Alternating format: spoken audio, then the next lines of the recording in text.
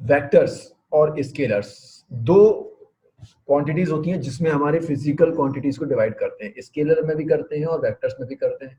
लेकिन अगर सिर्फ मैग्नीट्यूड है, मैग्नीट्यूड का मतलब फिजिक्स में होता है numerical value, 1 2 decimal fraction, any numerical, we will not say it numerical, we will say it magnitude. ठीक है, तो अगर किसी के पास मैग्नीट्यूड है, सिर्फ मैग्नीट्यूड है, तो उसको स्केलर बोलते हैं। और अगर किसी के पास मैग्नीट्यूड और डायरेक्शन भी है, जैसे अगर मैंने बोला +1 या -1, तो आप समझ जाओगे वैल्यू नेगेटिव में है। लाइक अगर हम रेफरेंस पॉइंट की बात करते हैं, ये यहां पर एक पॉइंट है 0, इसके आगे पॉजिटिव, इसके पीछे नेगेटिव। ठीक, एक आदमी 0 से आगे बढ़ा तो मैं बोलूंगा +10, तो आप समझ जाओगे मतलब he is moving in forward direction. मैं बोलता हूं -10, तो आप समझ जाओगे he is moving in backward direction. तो प्लस और माइनस से हम डायरेक्शन डिनोट कर सकते हैं, उसके अलावा एंगल से कर सकते हैं। तो अगर किसी में, अगर किसी मैग्नीट्यूड में, अगर किसी की पोजीशन में, किसी की वेलोसिटी में, किसी के डिस्प्लेसमेंट में, किसी के एक्सेलरेशन में अगर आपको वैल्यूज पॉजिटिव, नेगेटिव या 0 दिखती हैं, तो आप ये समझ जाएंगे कि उसके पास मैग्नीट्यूड भी है और साथ में डायरेक्शन भी है। ठीक, तो वेक्टर क्वांटिटीज क्या होती हैं? जिनके पास मैग्नीट्यूड भी हो और डायरेक्शन भी हो। डायरेक्शन की बात मैं फिर से बता देता हूं, डायरेक्शन का मतलब होता है कि अगर वो 0 के पीछे खड़ा है, तो आपने कैसे बोला पीछे? पीछे मतलब बैकवर्ड डायरेक्शन, आगे मतलब फॉरवर्ड डायरेक्शन। तो डायरेक्शन स्पेसिफाई करना न्यूमेरिकल वैल्यू के साथ ही वेक्टर्स क्वांटिटी है। ठीक, और जैसे मैंने बोला 1 सेकंड, 2 सेकंड, 3 सेकंड, तो 1 सेकंड, 2 सेकंड, 3 सेकंड हम जो बोल रहे हैं ये टाइम है, time is a scalar quantity. ऐसे हमारी फिजिकल क्वांटिटीज जो है वो दो पार्ट्स में डिवाइडेड होती हैं, फर्स्ट स्केलर, सेकंड वेक्टर्स। ठीक, स्केलर की बात कर रहे हैं, स्केलर में फॉर एग्जांपल लेंथ है, टाइम है, ये सारी हमारी स्केलर क्वांटिटी है, मास है ना। इसके अलावा और भी कई सारी क्वांटिटीज हैं जो स्केलर में काउंट होती हैं। इनके पास सिर्फ और सिर्फ क्या होगा? मैग्नीट्यूड होगा, मतलब कोई न्यूमेरिकल वैल्यू होगी। ठीक है, 1 जैसे लेंथ है तो 1 मीटर, 20 मीटर, 30 मीटर, कुछ भी हो सकता है। टाइम है 2 सेकंड, 2.5 सेकंड, 3/4 सेकंड्स, कुछ भी टाइम हो सकता है। मास है 20 किलोग्राम, 100 केजी, ये सारे मास, ये सारी स्केलर क्वांटिटीज हैं जिनके पास सिर्फ मैग्नीट्यूड है, जो कि डायरेक्शन के बारे में कुछ भी नहीं बताते। ठीक है, अगर हम वेलोसिटी की बात करें, एक्सेलरेशन की बात करें, तो आप बोलते हो वेलोसिटी 0 हो गई, वेलोसिटी हो गई, acceleration become 0, acceleration is positive, acceleration is negative, negative acceleration को रिटार्डेशन भी बोलते हैं।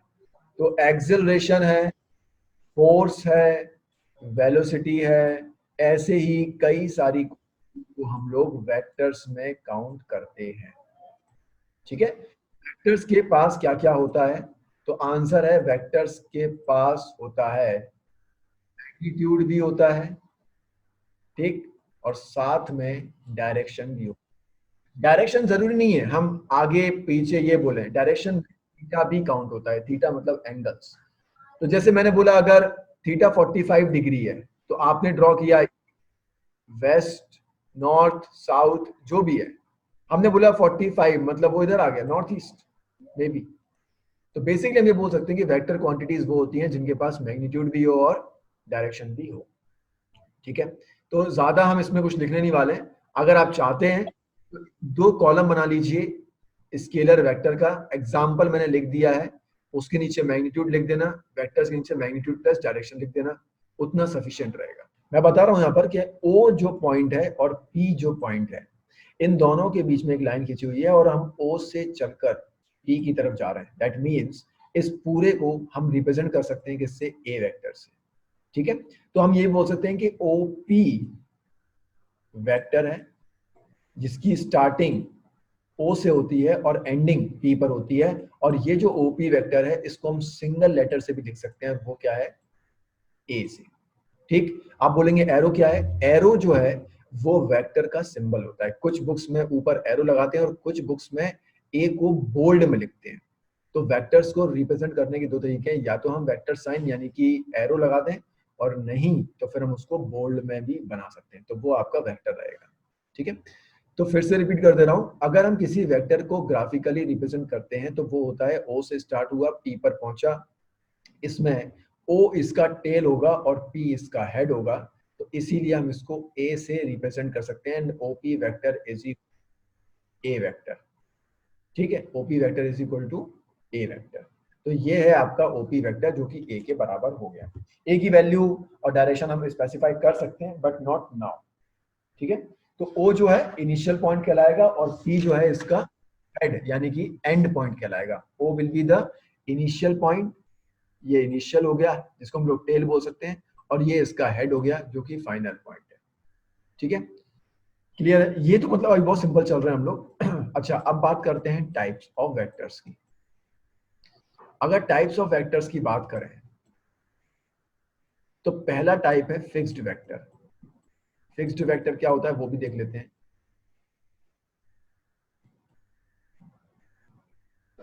फिक्स्ड वेक्टर मतलब अगर किसी वेक्टर का इनिशियल पॉइंट एक जगह पर फिक्स है, जैसे ये वेक्टर है, तो ये वेक्टर इधर भी जा सकता है, यहां भी जा सकता है, लेकिन इनका इनिशियल पॉइंट जो है वो फिक्स है, तो ये होते हैं आपके फिक्स्ड वेक्टर्स। ठीक, ये है फिक्स्ड वेक्टर। और अगर इनिशियल पॉइंट वेक्टर का फिक्स नहीं है, देखो फिक्स्ड में क्या हुआ, इनिशियल पॉइंट फिक्स था, लेकिन अगर इनिशियल पॉइंट फिक्स्ड नहीं है तो उसको बोलते हैं फ्री वेक्टर। वो वेक्टर कहीं भी जा सकता है। कहने का मतलब वेक्टर कोई पर्सन नहीं है जो जाएगा, वेक्टर इज अ क्वांटिटी। ठीक है, तो it can be free like this, it can be go like this, it can be like this also. तो ये आपके जो सेकंड वाले हैं ये आपके फ्री वेक्टर्स हैं। फिक्स्ड मतलब जिनका इनिशियल पॉइंट फिक्स्ड हो, फ्री वेक्टर्स जिनका इनिशियल पॉइंट फिक्स्ड ना हो उनको हम लोग फ्री वेक्टर्स बोलते हैं। अब सबसे इंपॉर्टेंट, सबसे ज्यादा इंपॉर्टेंट जो है वो ये वाला वेक्टर है, इसका नाम है यूनिट वेक्टर। सबसे ज्यादा फिजिक्स में इसका यूज किया जाता है। इसका मतलब समझेंगे, यूनिट वेक्टर वो होता है जिसका मैग्नीट्यूड हमेशा 1 लिया जाए। कितना लिया जाएगा? 1। मतलब उसकी न्यूमेरिकल वैल्यू 1 के बराबर होगी। ठीक, और यूनिट वेक्टर जो है ये क्या काम करता है, ये डायरेक्शन बताने के काम में आता है। यूनिट वेक्टर का मेन काम होता है डायरेक्शन बताने के लिए। यूनिट वेक्टर का मैग्नीट्यूड क्या है? आंसर है 1। ठीक, जैसे फॉर एग्जांपल अगर हम इसको लिखें और इसको रिप्रेजेंट भी कैसे करते हैं वो भी बता दे रहा हूं। Like a vector is equal to एक ए और दूसरा ए, लेकिन इसके ऊपर हमने एक साइन लगा दिया।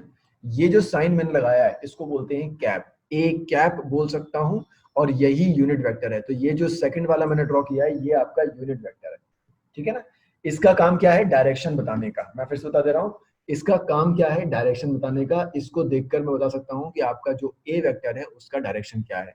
आप बोलोगे सर इसमें दो दो ए दिख रहे हैं, तो एक जो ब्लैक वाला ए है ये है मैग्नीट्यूड। यूनिट वेक्टर का मैग्नीट्यूड होता है ए, और ये हो गया इसका डायरेक्शन। तो वेक्टर क्वांटिटी जिसके पास मैग्नीट्यूड भी है और डायरेक्शन भी है, लेकिन उसका मैग्नीट्यूड कितना होगा? हमेशा 1 के बराबर होगा। इसीलिए हम इसको क्या बोलते हैं? Unit vector.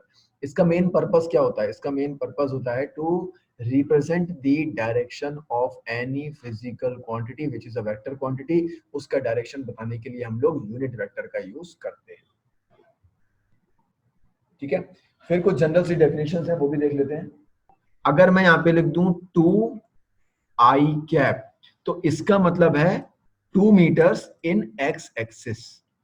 ठीक है, अगर मैं लिख दूं यहां पर 2 जे कैप, तो इसका मतलब है 2 मीटर्स इन वाई एक्सिस। ठीक है, आई हमारे पास 3 डायमेंशन होते हैं, एक्स वाई और जेड। एक्स भी होता है, वाई भी होता है, जेड भी होता है। एक्स के लिए यूज करते हैं आई कैप, वाई डायरेक्शन के लिए यूज करते हैं जे कैप, और जेड डायरेक्शन के लिए यूज करते हैं के कैप। ठीक, तो अगर मैं ये लिख देता हूं कि एक आदमी, एक ऑब्जेक्ट जो है वो आपका 2 के कैप इस पर खड़ा है, तो आप समझ जाना कि वो 2 मीटर्स इन जेड डायरेक्शन में खड़ा हुआ है। ठीक है, देखो के कैप ने क्या बताया यहाँ पर? जेड डायरेक्शन बताया। तो कहने का मतलब यह है कि unit vector is used for representing the direction. ठीक है, क्लियर हो गया ये चीज, यूनिट खत्म हो गया हमारा। अब हम आगे बढ़ते हैं नेक्स्ट वेक्टर्स के टाइप्स पर। तो नेक्स्ट है आपका इक्वल वेक्टर्स। ये सिर्फ बेसिक्स हम लोग पढ़ रहे हैं, ठीक है। तो ये आपका फर्स्ट वेक्टर है और ये आपका सेकंड वेक्टर, दोनों बराबर हैं, तो ये ए वेक्टर है आपका, ठीक, और ये आपका बी वेक्टर है, ठीक है। इसका मतलब दोनों का मैग्नीट्यूड और दोनों का डायरेक्शन सेम होगा, उसको हम इक्वल वेक्टर बोल सकते हैं। क्या होता है इक्वल वेक्टर, फिर से रिपीट कर देते हैं। Equal vector is that vector in which magnitude and directions both are equal to each other, that is known as equal vector, ठीक है। इसके अलावा एक और type, negative vector. Negative vector में एक वेक्टर आगे की तरफ है और एक वेक्टर पीछे की तरफ है, तो ये आपका ए वेक्टर है जो कि पॉजिटिव डायरेक्शन में है, और ये आपका बी वेक्टर है, साइन तो ऐसे ही लगेगा लेकिन है क्या, ये नेगेटिव डायरेक्शन में। तो कहने का मतलब ये है कि निगेटिव वेक्टर में दो वेक्टर्स अगर दिए हैं तो एक वेक्टर आपका ऑपोजिट रहेगा, ठीक है ना, डायरेक्शन ऑपोजिट रहेगा, उसको हम लोग नेगेटिव वेक्टर्स बोल सकते हैं। फिर एक लास्ट में और बता देता हूं, दैट इज को इनिशियल वेक्टर। को का मतलब होता है सेम, इनिशियल मतलब स्टार्टिंग पॉइंट, ठीक।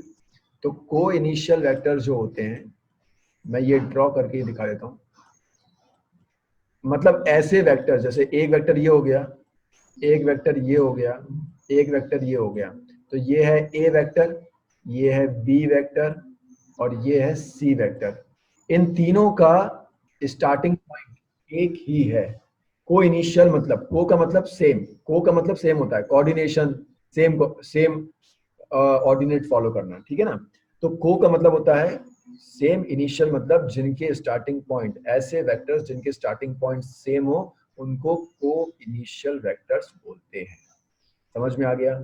चलिए अब इनको जरा लिख देते हैं थोड़ा सा, ताकि हमारे दिमाग में रहे।